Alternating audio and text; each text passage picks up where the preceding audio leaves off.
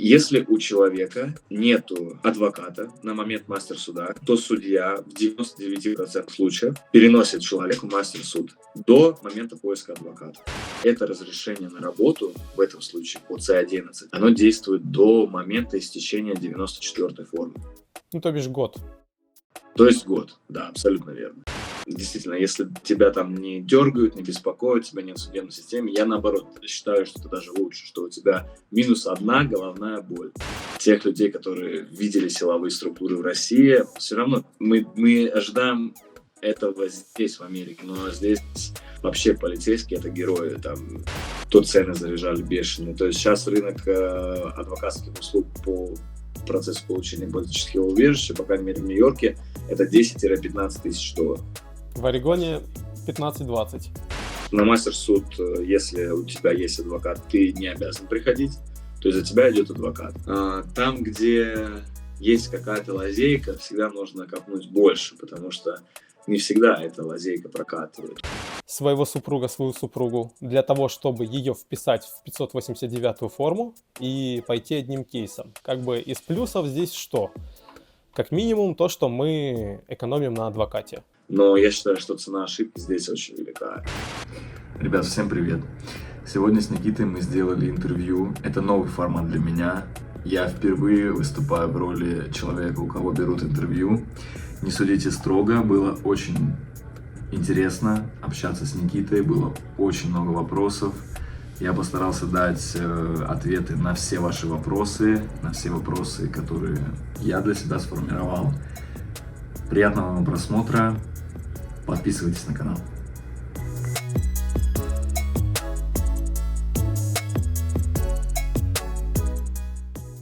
Друзья, всем привет! Приветствую вас на этом канале. Сегодня у нас необычный выпуск, а именно интервью с достаточно интересным человеком, Георгием, автором одноименного канала Geo on a Map. Я правильно назвал? Абсолютно правильно, спасибо. Канал, который в свое время мне помог пересечь границу Мексики и США. Канала, который и по сей день является кладезем полезнейшей информации для всех, кто перешел границу и находится в Соединенных Штатах Америки. И ссылка на чат будет закреплена в комментарии под видео. Мы начнем с небольшого знакомства и постепенно будем переходить к теме сегодняшнего ролика. То бишь политическое убежище, вопросы, связанные с ним, общение с адвокатом и вопросы, смежные с этой темой. Тайм-коды будут проставлены в описании под видео, но мы рекомендуем смотреть его целиком, так как любое зерно информации может оказаться полезным. Итак, для начала небольшая вводная информация. Георгий, расскажи, когда ты проходил границу и в какой город поехал? Привет, Никит. Рад, что пригласил меня на это интервью. Надеюсь, что опыт будет очень полезен людям, которые нас посмотрят. Хочу сразу, ребята, отметить, что я не являюсь юридическим экспертом, паралигалом, адвокатом, уж тем более. И вся информация, которую мы вам дадим, это исключительно пережитый нами опыт, пережитый до Америки, непосредственно при переходе границы и уже в Америке. Отвечая на твой вопрос, Никит, переходил я границу, как это было давно, ноябрь 22 года, почти 8 месяцев, кажется. Почти год уже, да, почти год. Время летит. Заходил я из города Тихуаны в Сан-Диего, то есть на пешеходной границе Сан-Исидро. Заходил я через благотворительную организацию «Мост», которая уже давно не существует, скажем так, после отмены всех ковидных ограничений Тайбла-42. И, к сожалению, наверное, касаемо строго перехода, информация будет не актуальна, потому что весь этот переход уже претерпел колоссальные изменения, и система совсем по-другому сейчас работает. Но об этом, наверное, мы позже немножко поговорим. Ага, отлично. Спасибо. Подскажи, пожалуйста, в какой город ты поехал? И где остался? Куда приехал изначально и где пребываешь сейчас? Я поехал в город Нью-Йорк к своему поручителю. После перехода границы мы все вот с такими глазами. Америка, что делать, с чего начинать. Но здесь совет от меня, совет от людей, юридических экспертов, с кем я общался, нужно ехать в город своего поручителя сразу. Хотя бы, чтобы просто понимать специфику, да, если вы идете к офицерам, вы идете в город, который вы указывали там в своей анкете при прихождении на границу. То есть я поехал к своему поручителю в город Нью-Йорк, нахожусь я сейчас в городе Нью-Йорк. Мгм. То есть, как поручителю поехал в Нью-Йорк, там и остался, Абсолютно так. не меняя место жительства. Окей. Я так понимаю, что как бы с ноября, по идее, уже должен был пройти мастер-суд. Был ли он у тебя? Расскажи, когда он был у тебя назначен? Как проходил? Давай я расскажу всю историю, наверное. На границе 4 ноября на границе мне дали форму 862. Это форма, кажется, называется Notice to Appear. То есть это переводится как «вам нужно появиться в назначенное место, в назначенное время, в назначенную дату». У меня была дата ноябрь, 7 ноября 23, как сейчас помню. Затем, приехав в Нью-Йорк к поручителю своему, у поручителя своего, естественно, я остаться не могу, потому что это дополнительные нагрузки на жизнь этого человека, плюс поручителя я искал на Фейсбуке, то есть это мне никто. И, естественно, я переехал на другой адрес в Нью-Йорке и сразу же сменил. Смена адреса происходит достаточно легко. Это форма EWOR 33, кажется, так она называется. То есть это смена адреса, она по сути так и переводится. Вы заполняете электронную форму, там буквально один лист, свой прошлый адрес и свой нынешний адрес. На свой нынешний адрес меняете, и, значит, это все уходит и в ЮСКИС, в иммиграционную службу, и также в суд. То есть эта форма, она обобщающая, вам не нужно... Поправь меня, если я ошибаюсь, но кажется, это так. То есть лично я не заполнял две отдельные формы на смену адреса, то есть я одну заполнил электронную, и все, и у меня в системе, у ЮСКИС и у суда, значит, отображение, что у меня новый адрес. Кажется так, да? И поправь меня, если я ошибаюсь. Я не знаю, кстати, ты менял адрес? Лично я не сталкивался, поэтому конкретно по этому пункту я ничего не могу добавить. Поэтому я думаю, как и для многих наших зрителей, которые будут нас смотреть, это тоже будет новая информация. Мы прикрепим ссылку как раз-таки на это заполнение этой формы для удобства максимального. Вот, значит, заполнив эту форму и получив подтверждение, кажется, по имейлу пришло, я, поменяв адрес, уже переехал, значит, собственно, на свой адрес. От поручителя я отказался, с поручителем там мы пожали руки и попрощались. И в чем вся изюминка, я эту историю хочу рассказать, что мне спустя, наверное, 2 недели в конверте из суда приходит новая форма 862, то есть вторая форма 862, ту, которую мне дали на бордере с одной датой, и новая форма 862 с моим новым адресом, в котором прописан новый адрес, и новая дата мастер-суда.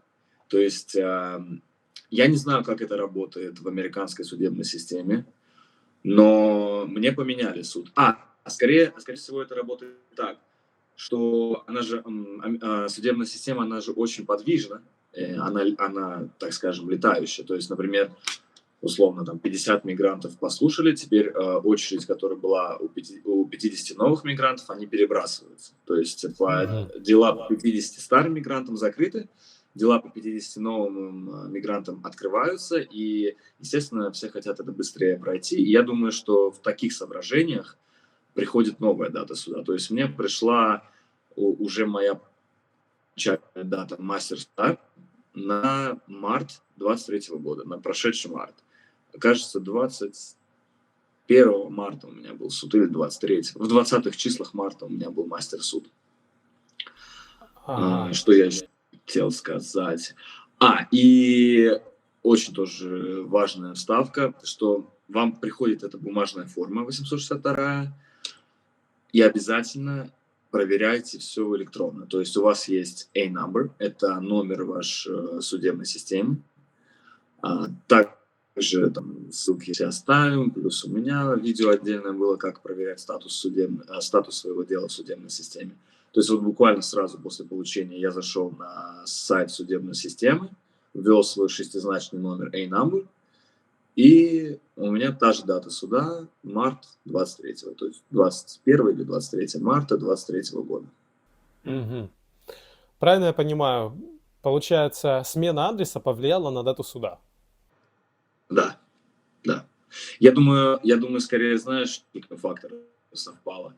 И смена адреса, и еще то, что, я думаю, во многих штатах, не только в Нью-Йорке, в Калифорнии, уверен, в Массачусетсе, да, Чикаго, что система двигается. То есть назначается вам дата суда при переходе границы одна, а потом вам могут ее изменить, потому что так происходит у достаточно многих людей.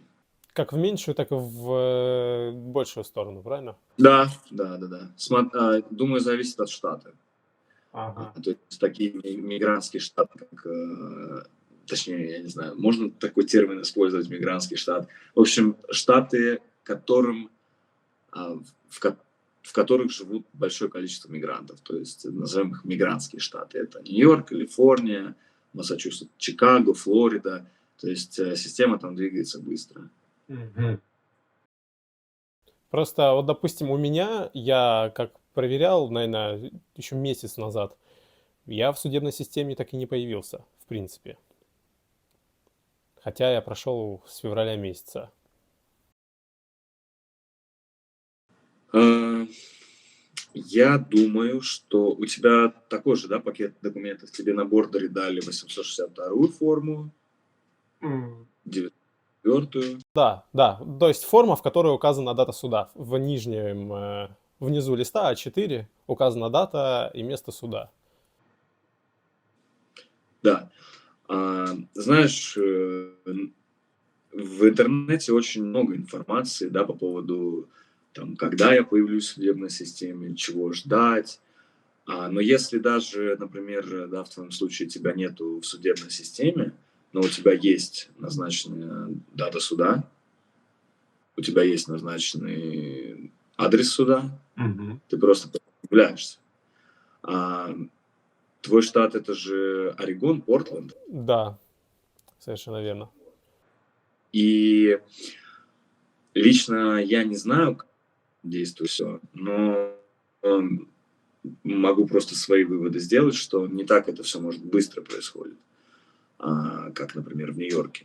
Потому что в Нью-Йорке у меня очень быстро все там, в течение нескольких недель это все происходило. А в Орегоне может какие-то свои соображения. Ведь штаты в Америке — это как маленькие государства. То есть Каждый со они, своими законами.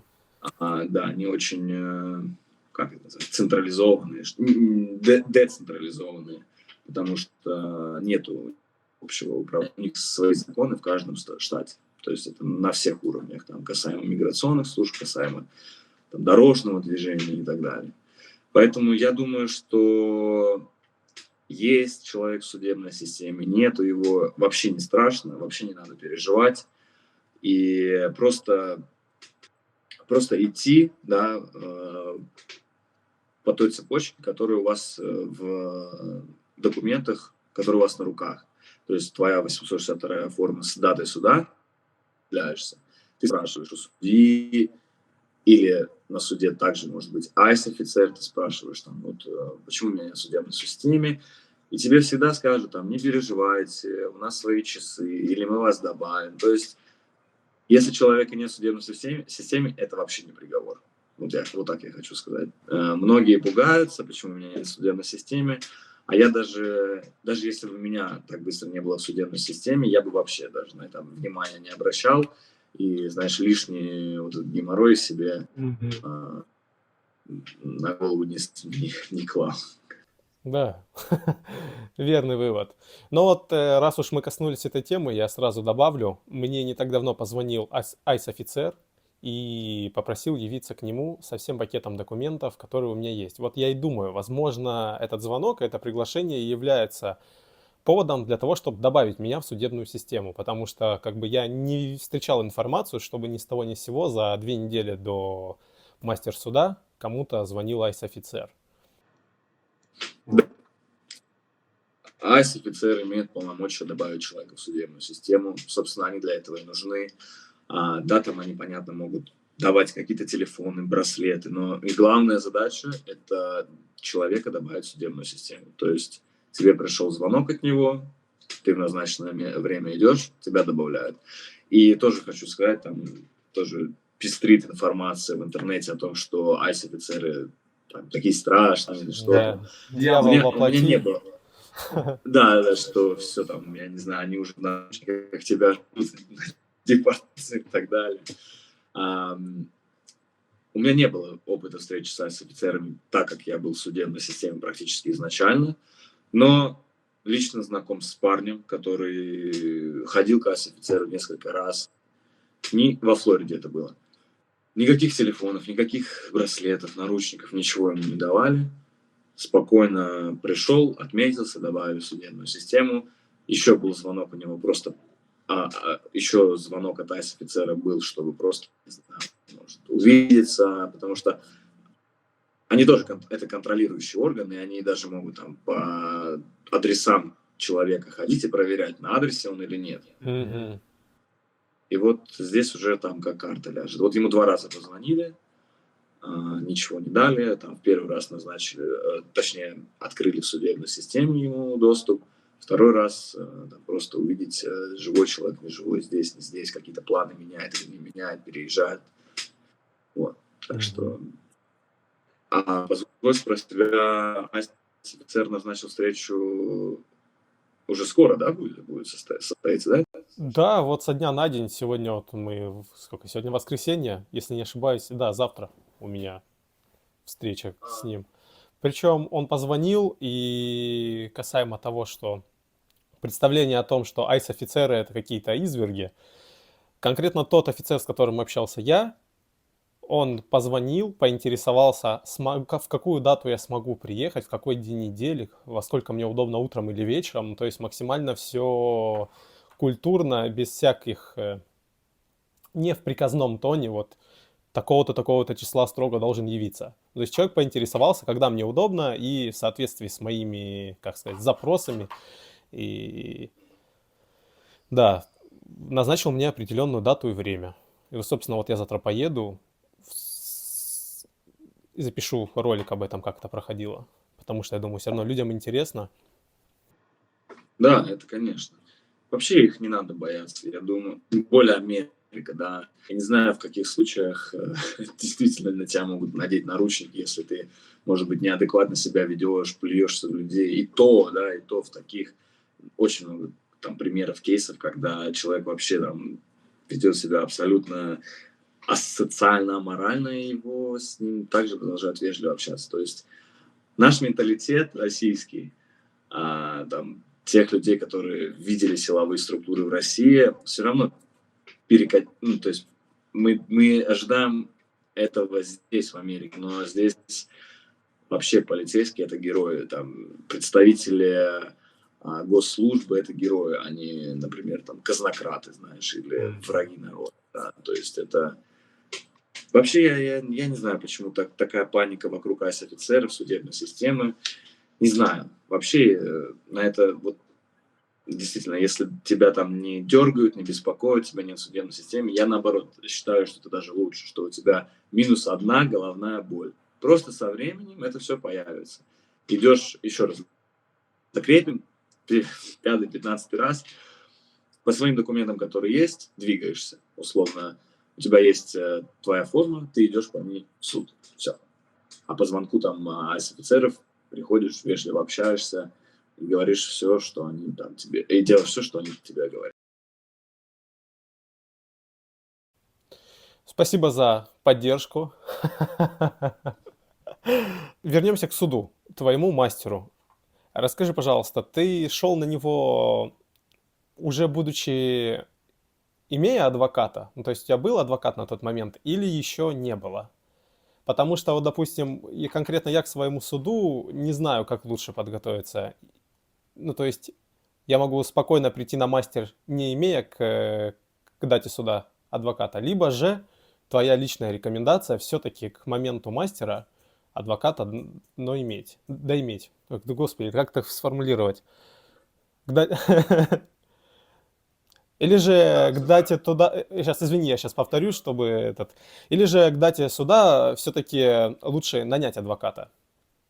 Как ты посоветуешь? Давай я расскажу опять, какие мысли были у меня. И мой совет – это то, как сделал я. То есть я не стану советовать того, чего я не делал. Это понятный, понятийный уровень абсолютно. 21 марта мой мастер-суд должен вот-вот состояться. По-моему, это был среда, кажется. Я в понедельник, у меня никого нету, ничего нету. Я ходил по нескольким паралигалам, по нескольким адвокатам, и все мне не нравилось. То цены заряжали бешеные. То есть сейчас рынок адвокатских услуг по процессу получения политического убежища, по крайней мере в Нью-Йорке, это 10-15 тысяч долларов. В Орегоне 15-20. 15-20. Ну, я не знаю, это сумасшедший, я считаю. То есть я сразу решил для себя действовать там по критерию цены и критерию, насколько на собеседовании с адвокатом я лично там могу открыто говорить о том, почему я подаюсь на политическое убежище и как адвокат на это будет реагировать. То есть я прошел 4 адвокатов, 4 я адвокатов и паралигалов. Ну, паралигалы, они работают с адвокатами. То есть, встретившись с паралигалом, мне навязывали услуги адвоката сразу. Но все не то. Вернемся еще раз в март 23-го, значит, понедельник. Мой мастер-суд это среда 21-я, 19 марта, понедельник, я бешеными темпами ношусь по Нью-Йорку и ищу адвоката себе. Как всегда, в последний момент. То есть мой главный совет от себя – это найти адвоката все-таки. Мастера. Да, то есть я не советую заниматься этим самостоятельно, потому что очень много тонкостей. Люди хотят заполнить форму о политическом убежище 589, чтобы быстрее там тикали часы, чтобы быстрее получить документы. Но я считаю, что цена ошибки здесь очень велика. И лучше подождать, лучше там поработать на кэш или что-то, но с адвокатом, что делать все эти вопросы с адвокатом. Поэтому я для себя определился так, что до мастер-суда, неважно, это 20 число, это январь месяц, я заключаюсь. То есть я нашел своего адвоката за 2 дня до мастер-суда. И ты спрашивал, как проходил мой мастер-суд. Да. Значит, на мастер-суд, если у тебя есть адвокат, ты не обязан приходить. То есть за тебя идет адвокат. Адвокат может как физически прийти в здание суда, увидеться с судьей, там, да, по своим вопросам переговорить, так и дистанционно онлайн. Но сейчас, не знаю, мне кажется, практика уже... Во время ковидных ограничений адвокаты общались по видеосвязи, а сейчас они все ходят в суд. И мой адвокат мне сказал, что... То есть мы с ним встретились на консультации.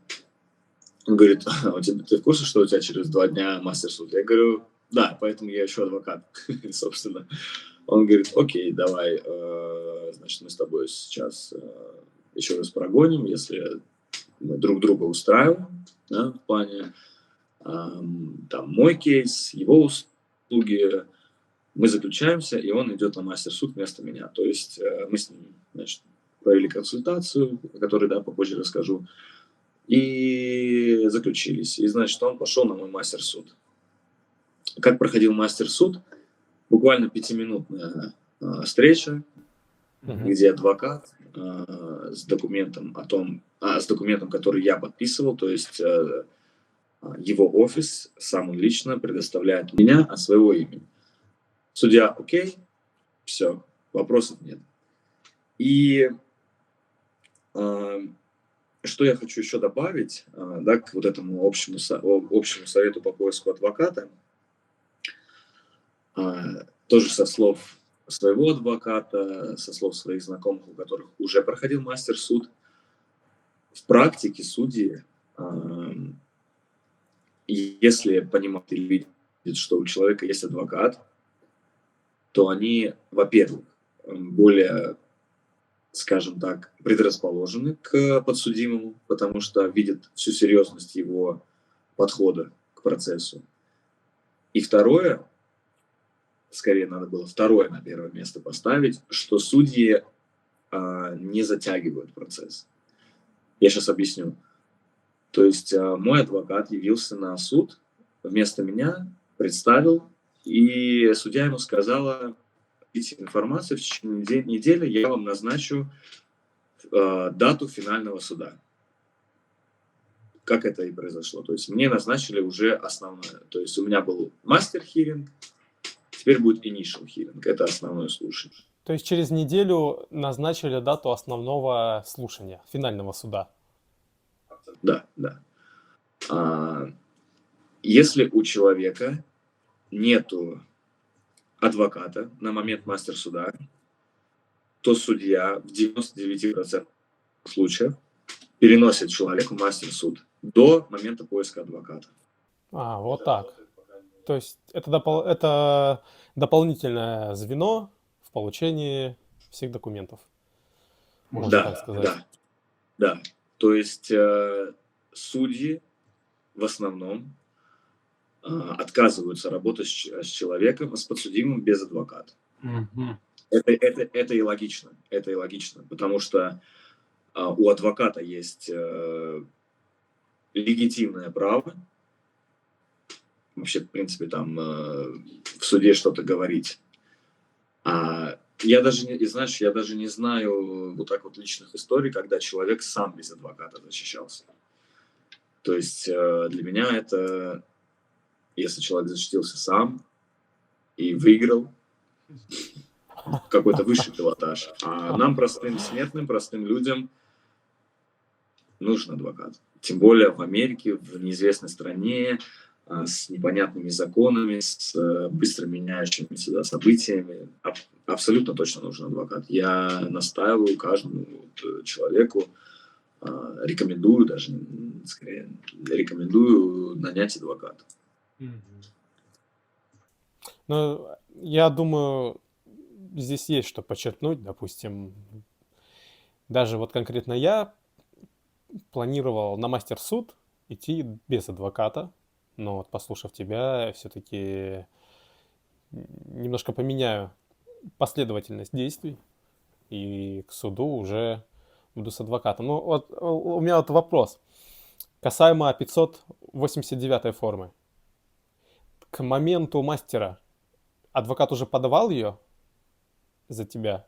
Я так понимаю, сам ты этим не занимался, судя из того, что ты сказал ранее. Это за тебя делал твой адвокат.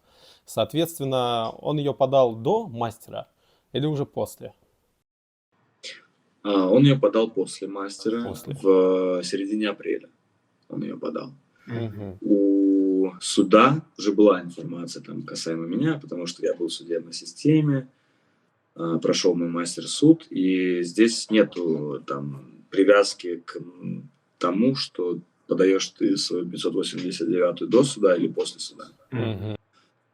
Но если в случаях там человека нету в судебной системе, и он хочет там быстрее появиться, я знаю, что некоторые люди делают это через 589, то есть не только через офицера можно это делать, но и 589. 589 ты можешь подавать несколькими способами. Мой адвокат подавал сразу в суд. Напрямую в В суд. бумажной форме. В бумажном виде. Напрямую в суд в бумажном виде он отправлял. Да. Но можно, еще в этом случае только у адвоката есть право подавать в бумажном виде сразу в суд. То есть мы все равно приходим к выводу, что 589-ю форму лучше подавать не самому, а через адвоката, потому что много нюансов, в том числе вот невозможность отправить напрямую в суд самостоятельно. Да. А онлайн 589-я форма, она уходит в ЮСКИС. она уходит в миграционную службу. И вот здесь я не уверен. То есть, например, если человека нету в судебной системе, и он подал 589 онлайн в ЮСКИС, вот здесь я не совсем для себя это установил и даже не знаю, что сказать. Я не понимаю, как потом она с ЮСКИС попадает в судебную систему. То есть просто скажу свои мысли. Самостоятельно ты не можешь в суд нести в бумажном виде, и подавать в суд ты тоже не можешь, потому что ты подаешь только онлайн в ЮСКИС. То есть тебе в любом случае нужен адвокат, чтобы он это в суд передал. То есть это немножко две разные структуры, ЮСКИС и суд, насколько я уже это понимаю. То есть это будет та же 589, которую ты ранее подал, то есть тебе не нужно будет подавать в суд, но ты ее транслируешь еще и в суд после того, как ты появился в судебной системе. Мгм. Ну, достаточно много тонкостей. Человек, который не занимался этим вопросом, просто можно встрять. Да, то есть именно поэтому я прям очень за то, чтобы нанимать адвокатов в таких вопросах. Потому что тонкостей много, нюансов много, цена ошибки большая. Кому, конечно, интересно действительно, да, получать политическое убежище, а не там просто документы. Мне лично интересно, да, получить политическое убежище, и я там считаю, что шансы огромные из-за того, что такая ситуация там в стране и с кейсом. Так, то есть тем людям, кому действительно интересно получить политубежище, кто действительно считает, что все шансы есть на это, то обязательно через адвоката. А если нет, то нет. То тогда уже на выбор человека это зависит. Спасибо большое за ответы.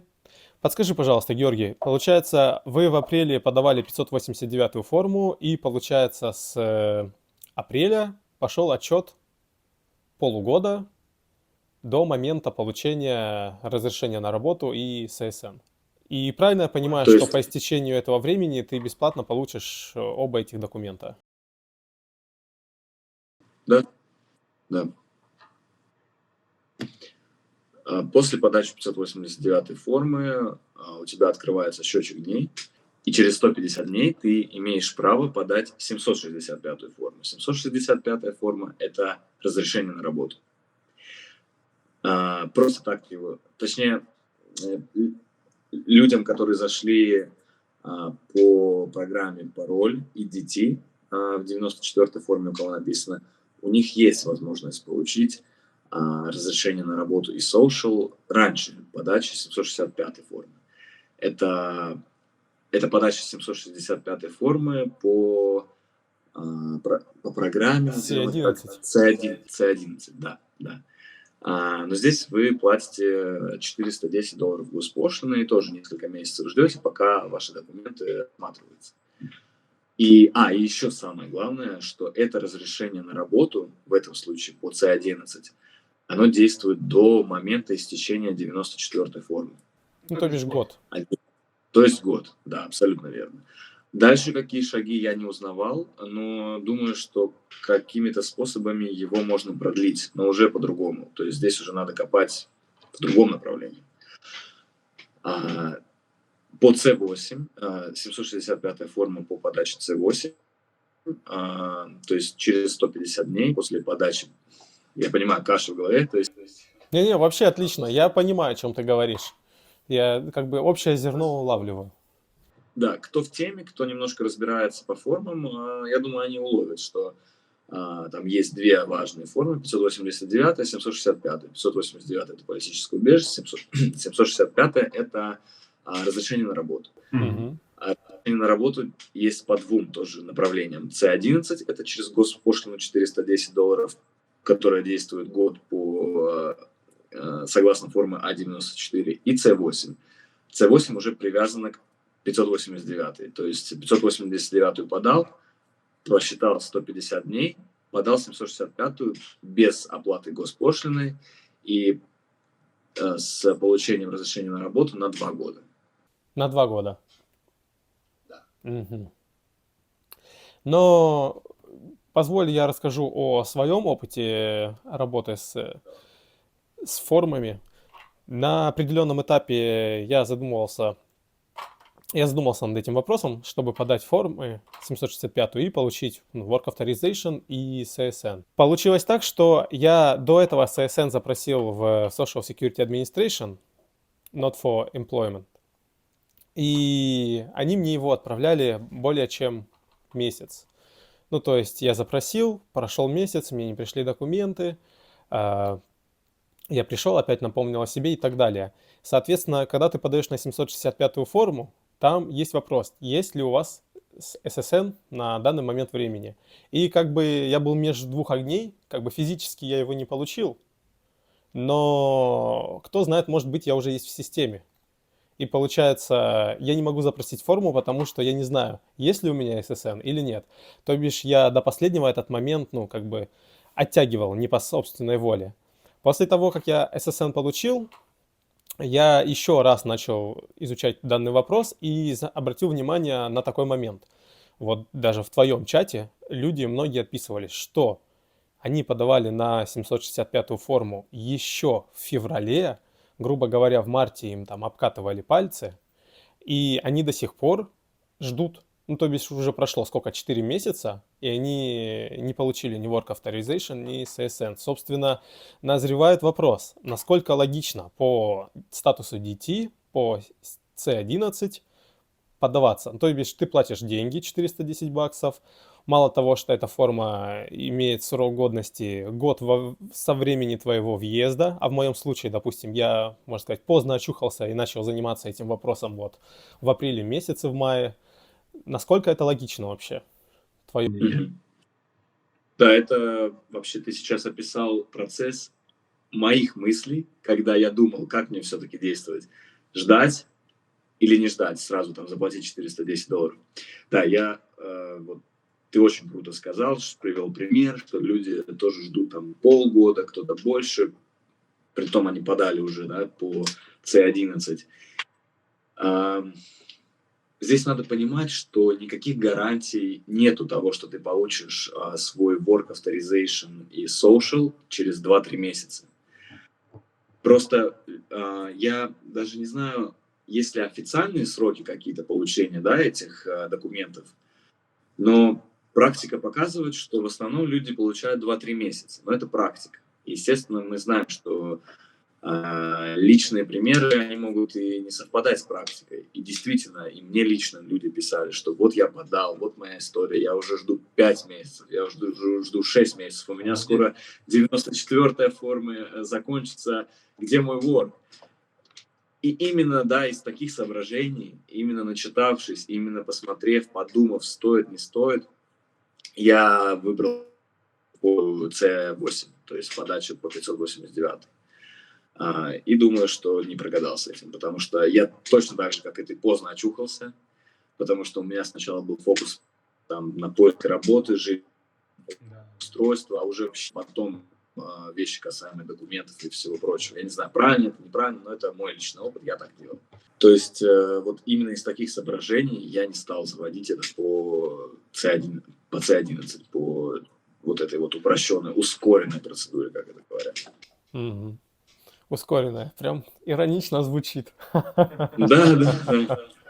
Поспешишь, людей насмешишь, себя попытаешься обогнать, да не обгонишь. Да. Это правда. То есть здесь не надо, я не знаю, я такой совет от себя хочу дать, что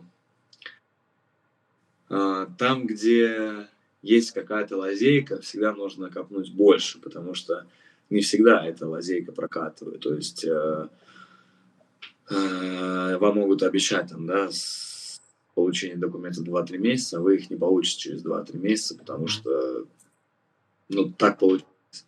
Какие причины? Хоть иди стучи в этот какой-то департамент, там, Work Authorization, занимается этими вопросами сдачи форм. Хоть иди стучи, не получишь. потому что, ну вот так, они скажут, приходите позже, приходите позже. Да-да-да, То есть, как у меня с ASN так и было. Ну, то есть мы все равно приходим к тому, что есть определенные процессы, которые ускорить, ну, никак не получится, как бы сильно тебе не хотелось, как бы тебе не обещали. Э, В том числе вот получение документов для работы– это один из таких процессов, который требует определенного времени. Окей, идем тогда дальше. И раз уж мы коснулись 589 формы, я думаю, что среди тех людей, которые нас смотрят, не редка ситуация, когда один из супругов оказался здесь уже на территории Штатов, а второй, чаще это женщины, жены, девушки и так далее, они остались на территории России и других стран. Собственно, я сам таких людей встречал уже не раз. И, собственно, вопрос в чем? Как поступать людям в этой ситуации? То есть мы имеем, по сути, несколько вариантов. Дожидаться своего супруга, свою супругу, для того, чтобы ее вписать в 589 форму и пойти одним кейсом. Как бы из плюсов здесь что? Как минимум то, что мы экономим на адвокате. Ну, то есть один кейс, один защитился, следом за ним другой. Второй вариант, не дожидаясь своего супруга-супругу, подаваться отдельно. Но здесь мы опять же имеем обратную сторону этого всего. Как бы из плюсов то, что один супруг выигрывает, как бы вопрос, подтянется ли второй в этом случае. Ну, то бишь, аннулируется ли другой кейс. Грубо говоря, когда один из супругов выигрывает кейс, выигрывает ли второй в этом случае, если он идет отдельным кейсом. Ходит тоже такое мнение, где-то я натыкался на него, что кейсы таким образом, они объединяются. Что ты думаешь на этот счет? Как ты видишь ситуацию из твоего опыта? мгм. Да, очень такой вообще жизненный вопрос, и сложный, и здесь надо вообще, опять же, да, только адвокат. Но раз ты моего мнения спрашиваешь, расскажу. Есть там жизненные обстоятельства, да, как ты говоришь, что один из супругов не может попасть на территорию Америки, да, там, в кратчайшие сроки, да, как, например, уехал один супруг, второй не может попасть. То есть на подачу 589 формы у тебя есть год. Да. То есть если ты затянул с подачи 589, уже очень сложно попросить там вот этих вот каникул. Ну да, мы, наверное, даже этот вариант и не будем рассматривать.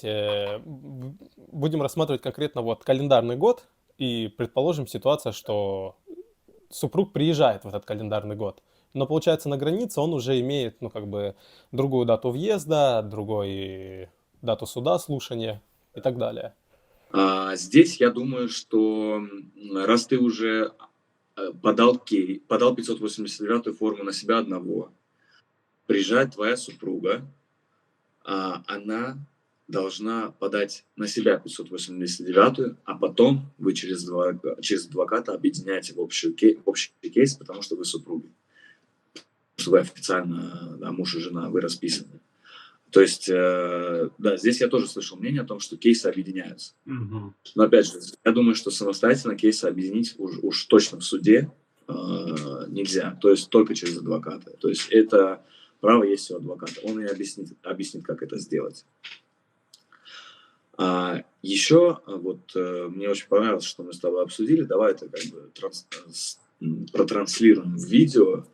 Ты спрашивал, что вот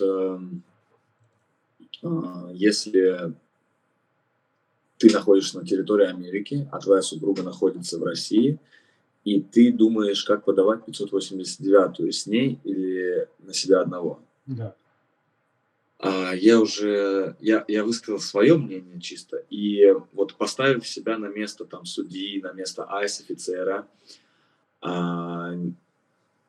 как человек, который не приехал в Америку просить политическое убежище, может просить политическое убежище.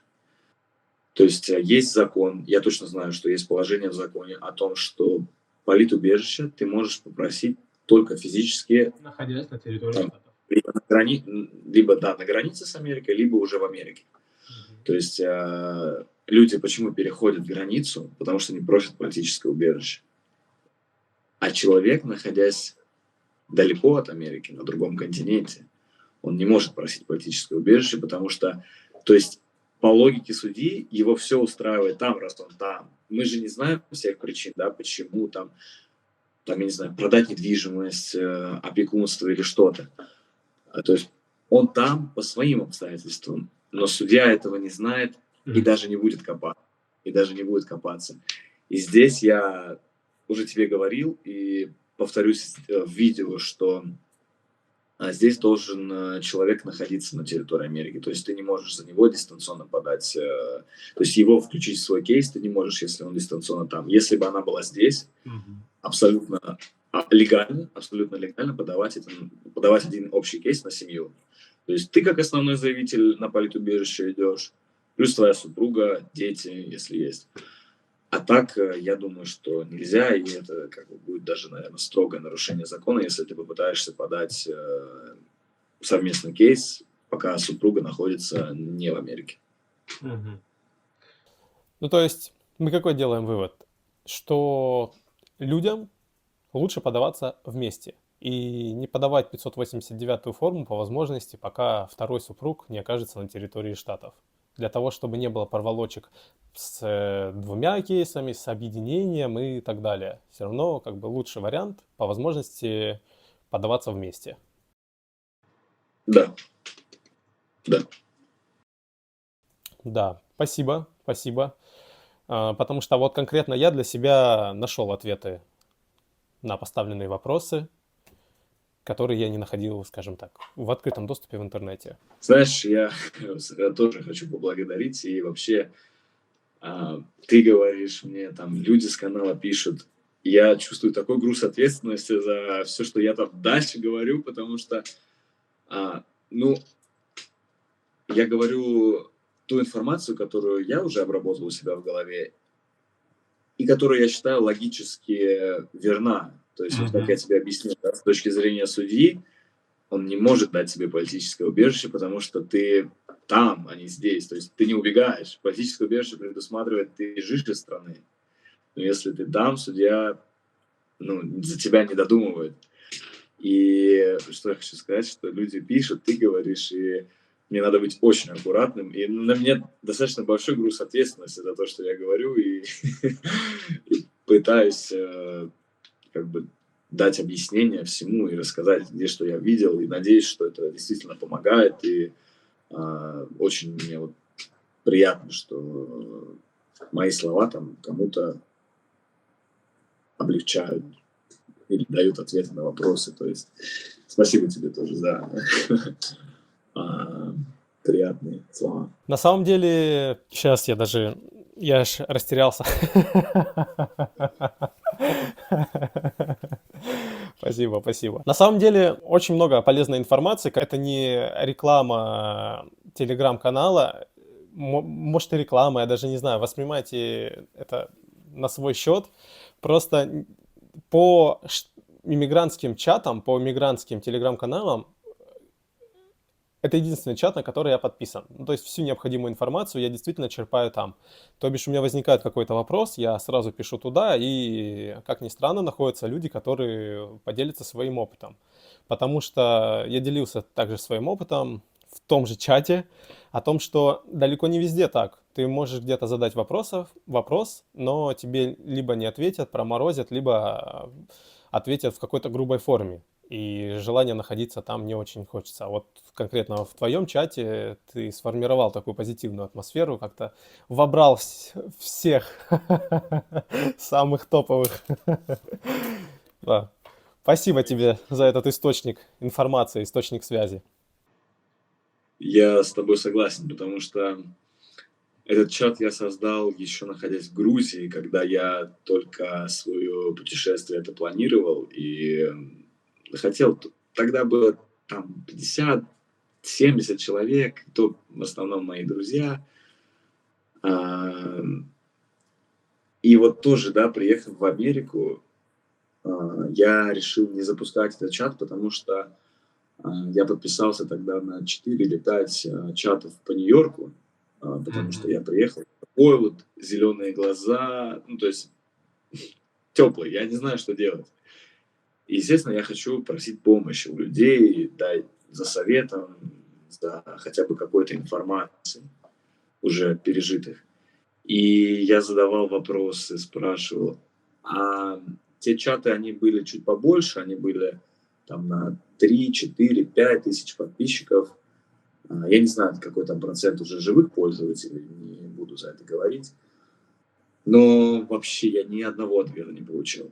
И мне пришлось это все самому рыть, самому копать. Где-то увидел человека, который хотя бы что-то пишет, пишу ему в личку. То есть в чатах люди вообще почему-то не... То есть специфика чатов, ру-язычных чатов здесь в Америке, это продать скутер на DoorDash, помогите завести аккаунт Uber Eats, ищу работу, английский элементари, или там сниму комнату. Вот 4-5 таких тем, а чтобы получить какие-то действительно юридические советы или получить информацию, да, касаемо политубежища, иначе там зачем мы сюда все приезжаем? Такого нету. Я решил вот решил не забросить, создатель был уже создан, решил не забросить этот свой чат. Вот так. Вот такая у меня была глобальная идея, чтобы помочь людям найти ответы на их вопросы. Но это очень здравая мысль. И как бы сформировалось уже достаточно большое комьюнити, как ни крути. Больше 1000 человек. 1300 активных пользователей, ну, достаточно много активных пользователей. Да, То почти есть, 1400, вот я мне сейчас проверил. Вообще. даже не гонюсь за этими подписками, мне больше нравится, что просто он живой чат получается, что он не получается вопрос, вопрос, вопрос, вопрос, а он получается вопрос, вопрос, ответ, ответ, вопрос, ответ, ответ, вопрос. Вот так. Передаем привет твоим подписчикам. Всем, кто смотрит. Всем привет, ребят. Это я даю интервью Никите. Спасибо за ценнейшую информацию.